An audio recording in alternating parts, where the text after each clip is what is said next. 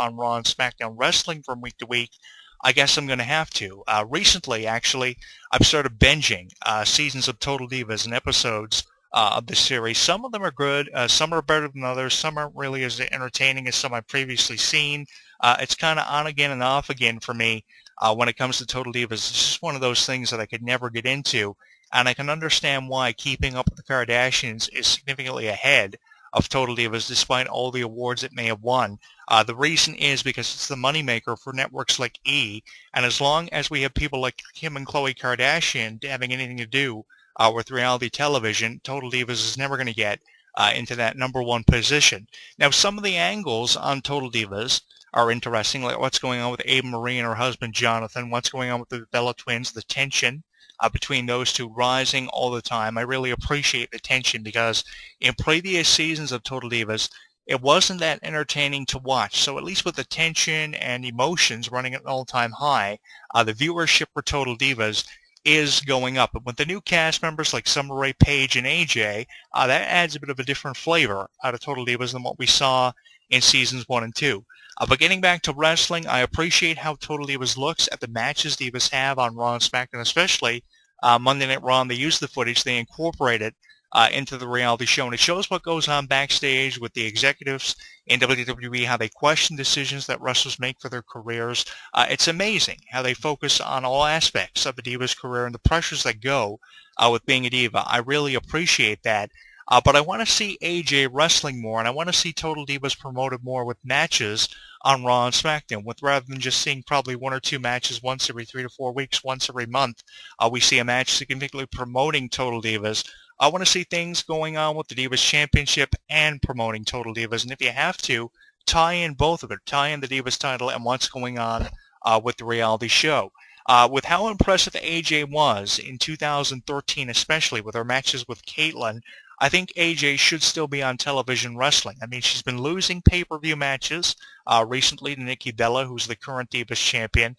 I appreciate that because AJ has won literally every match she's been in, especially when she was champion for her inaugural reign as Divas champion. Nobody could beat AJ.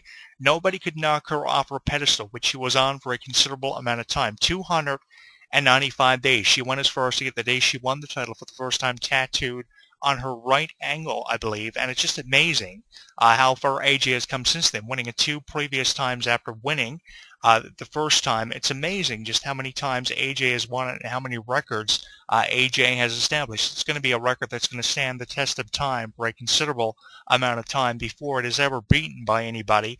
She beat the record, as I mentioned here earlier, of Maurice, of 216 days. You have to give the devil her due, and in comparison to AJ, you can compare her to CM Punk for the male division in WWE because she's held the title longer than any other diva has ever held the title since its inception back in 2008, with the first champion being Michelle McCool, who dominated for a significant amount of time as champion before Maurice took it and held the record of 216 days. So it's amazing. A couple of months longer than Maurice's reign as champion, and she promises she'll be a 4-time Divas champion at some point down the road. Even though she says it's going to be in 2015, something interesting about AJ's promo when she accepted the award after being voted Diva of the Year on the app was the fact that this award could be won by anybody this time at the end of 2015, like Bayley, Charlotte, Sasha Banks, the boss of the NXT women's division. She put over some of the up-and-coming names we're going to see throughout 2015. Possibly someone like Paige or another Bella twin could take the award in 2015. She didn't reference herself as the greatest of all time. So that led me to believe that if not in 2015, we couldn't see it probably until 2016. AJ could be a 4-time champion. At some point she'll be it, but she kind of gave it up that she's not going to be champion sometime in 2015, obviously because she was going to take some time off. And I have a great deal of respect for AJ. It's just I miss her. I started this YouTube series on AJ about 1.5 years ago, and I've been blogging very consistently about AJ because she was one of my favorites, and one of my favorite divas in years that I actually consistently followed. I follow her on Twitter with the millions of fans she has following her on Twitter. I subscribe to her Facebook page. I keep up very diligently with everything going on with AJ, her status updates on both Facebook and Twitter are amazing. I always find a great deal of entertainment in AJ. I've never seen somebody utilize the octopus as well what AJ has, renaming it the Black Widow. They've always introduced a number of years ago, and it has never been applied as authentically as what AJ utilizes. I saw her use it for the first time ever, calling it the octopus originally for NXT Season 3, and I said, that's your winner of NXT Season 3. There couldn't have been anybody better to choose as the winner of NXT Season 3 because she outperformed people like Caitlyn and Jamie on the show. She really outperformed a lot of the top names on the show, especially Naomi, who was the runner-up to Caitlyn as one of the final two. Naomi, Caitlyn, Jamie Keys, they were all outperformed by AJ because she just had that Christy Hemme, Ashley Massaro spunk that really resembled what we got from Divas in 2004, 2005, and she has come such a long way since then. She's come a long way from wearing the skull ring attire to wearing shorts and the Love Bites t-shirt to kind of coincide with her gimmick. When they made the decision to turn her into a psychotic diva, that really brought the best out of her. I really loved those years of AJ's character in WWE. Now, she's trying to get a bit of a more mature image for herself going after losing the title a number of times, losing it, regaining it within a few weeks, losing it again, very repetitive, going around in circles. So she's trying to maintain a bit of a mature image for herself like she had when she first came in to WWE. But I think that making her crazy and really pushing that idea of her character being absolutely nuts made her one of the more unpredictable characters, not just only in the Divas division, but in the entire WWE. There was nobody as unpredictable as what AJ was. She was the 13th Raw General Manager, becoming the Raw GM on Raw 1000, leaving Daniel Bryan at the altar, and she was one of the best Raw GMs since Eric Bischoff. Maybe not as good as what Eric Bischoff was, but she was one of the best since Eric Bischoff being the 13th person to run Monday Night Raw, with the decisions she was making for superstars like John Cena, CM Punk, Daniel Bryan, Kane, how she was involved in all their storylines, screwing things up a little bit, becoming more unpredictable as the weeks go by, mimicking superstars she was involved in storylines with, metamorphosizing into an unpredictable wrestler.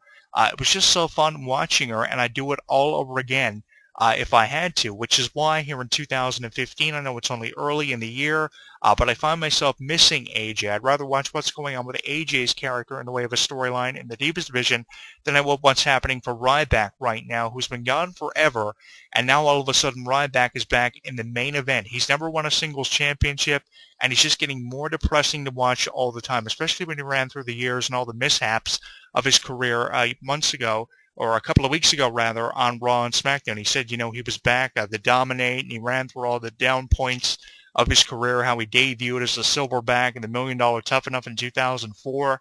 I've been there, I've done that. I've interviewed the winner of Tough Enough from 2004, Daniel Puder, the $1 Million Tough Enough. We all remember that with The Miz and the Silverback. I remember how disastrous that was for Ryback, and then he comes back years after that as Skip Sheffield as the Nexus.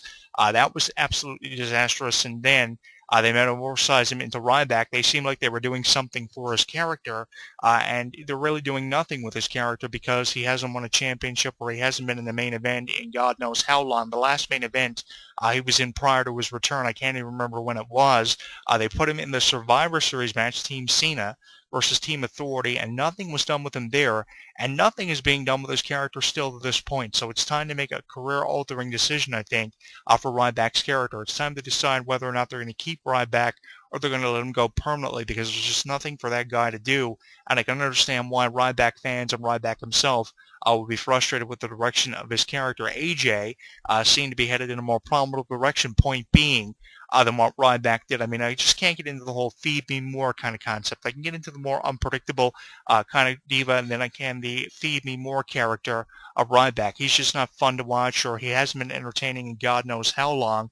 So the Divas is really where it is at. And when you don't really get what you want from the Divas division, what you have to rely on is the NXT Women's division, who have an incredible array of talent. As I mentioned here earlier, you have Bayley, you have Charlotte, you have Sasha Banks, who are going to be big names in the Divas division in years to come. And they're going to be Divas that are going to be talked about for many, many years. Nobody is going to shut up talking about talents like Bayley, Sasha Banks, Charlotte. They are amazing talents who deserve call-ups in WWE. If you can call up talents like AJ and Naomi as quickly as what you did, you can easily call up people like Charlotte and Bayley and give them a chance to show us what they are capable of as part of the Divas division. They are definitely future champions, and they are definitely deserving of opportunities, and they should have been given opportunities sooner than what they're going to be given opportunities here in 2015. Obviously, AJ giving it away. We're going to be witnessing the debuts of divas like Bayley and Charlotte possibly after WrestleMania 31, if not prior to the big event this year. It's going to be amazing to see where the Divas division heads in 2015.